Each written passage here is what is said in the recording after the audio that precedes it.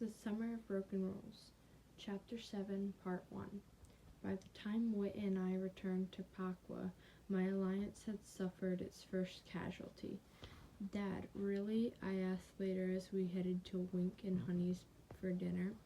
My parents each carried a bag of corn, and I had the pies. "You couldn't have given Pravika more time?"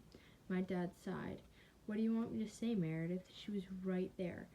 I know she's part of your crew, but her guard was down and I couldn't waste that opportunity." Next to him, my mom stifled a laugh. I shot her a glare. "Meredith," Pravika had texted our group chat while I'd been biking home, "your dad." "She was asleep on the beach," Jake explained, "and let's just say your dad woke her up." Lily had then sent a video, filmed by Uncle Brad, of my father sneaking over to Pravika's towel and giving the camera a thumbs up before ending her assassin career by splashing her with one of the little cousin's buckets. She jolted awake and once oriented, screamed, "I hate you, Uncle Tom." The only good thing that had really come of it was that we all knew who was my dad's next target.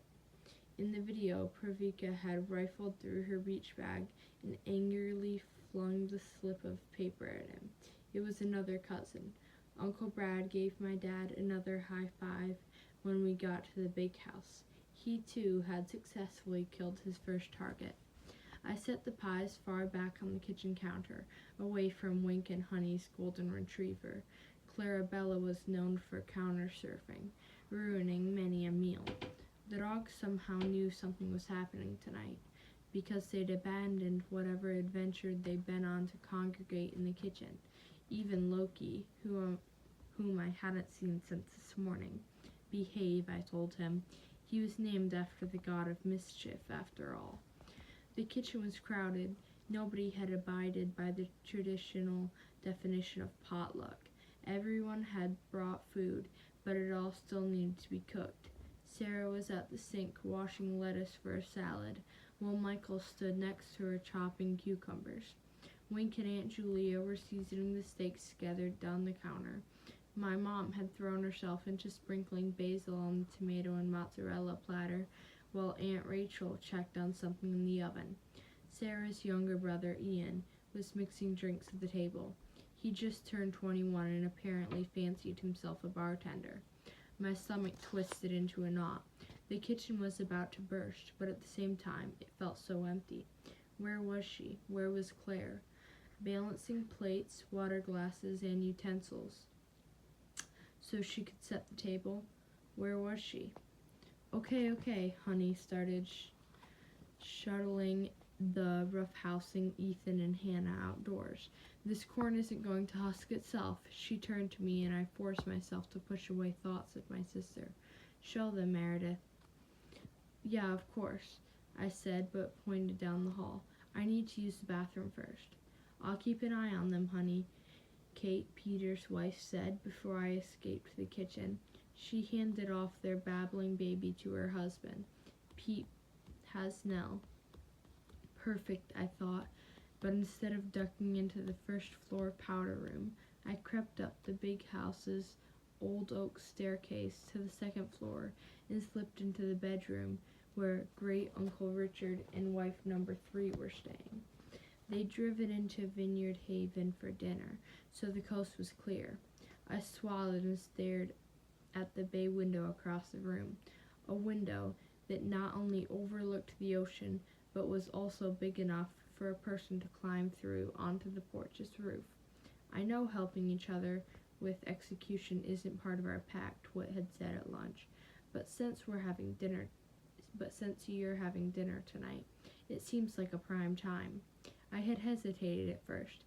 Yes, elimination assistance wasn't what we'd agreed upon, just sharing information, and potential threats. The end. Setting an actual snare together meant we'd immediately be labeled accomplices. My friends would be pissed. "But I'll open the window for you," I told him once he'd explained his plan. "That's it. I will open the window for you so you know which room it is, but that's all. I thought for a moment. But you also can't do anything until I'm hanging out with everyone again. I can't have this traced back to me.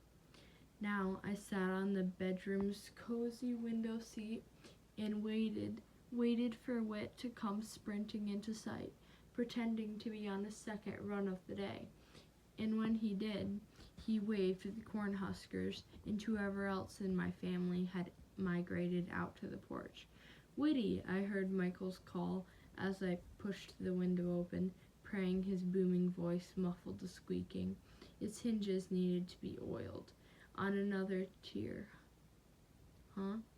Impartial, Michael, I thought. Don't give anyone any ideas. Wearing headphones, Wit simply smiled and waved again. He didn't stop to chat. If anything, he picked up his pace. I took that as my cue to book it back downstairs, knowing Wit planned to race out of view, but then loop around and sneak through the side door, which I was about to prop open with one of Honey's painted rocks, so no one would hear those hinges squeak either. They needed to be oiled too. Pretty much all the door hinges on the farm needed to be oiled, except for Lantern House. Aunt Christine kept on top of little things like that. Whit raised an eyebrow when he found me standing in the doorway. "I thought you said no colluding," he said, pulling out his earbuds and giving me a half smile, half smirk. "Doesn't waiting here seem like colluding?" I chose to ignore that comment. "Where's your weapon?" I asked instead, very quietly. "Your water bottle." "Everyone knows that I used it on Isabel," he replied, even more quietly. "I couldn't exactly run past a family of foxes with it. It'd raise suspicions." "So," I said, "what now?" Whit pulled up his tiny pink squirt gun from the side of his shorts. "Now get out there." He motioned to the front of the house. "Let's stick to our plan." "Your plan," I corrected. "Our plan," he said with a wink, and then was gone.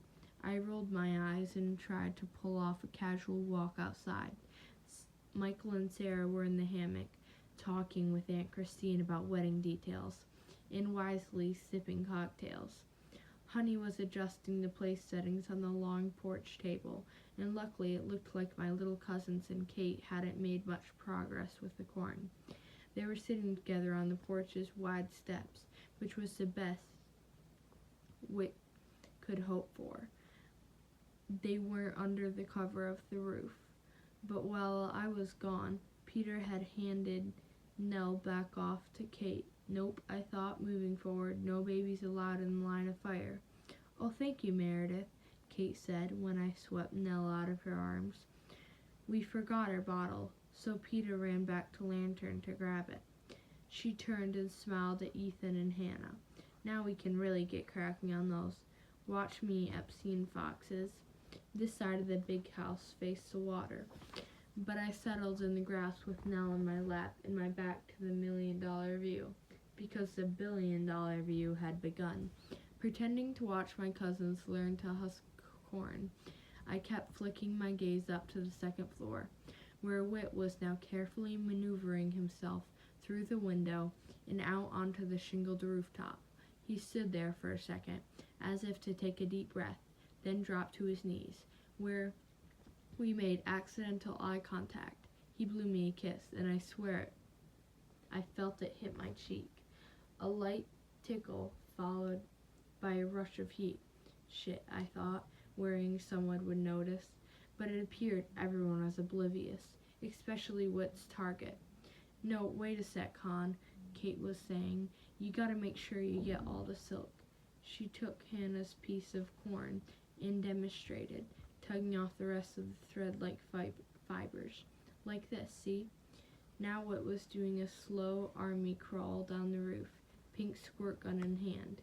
He'd move several inches, maybe a foot, then pause and listen to make sure all was still good.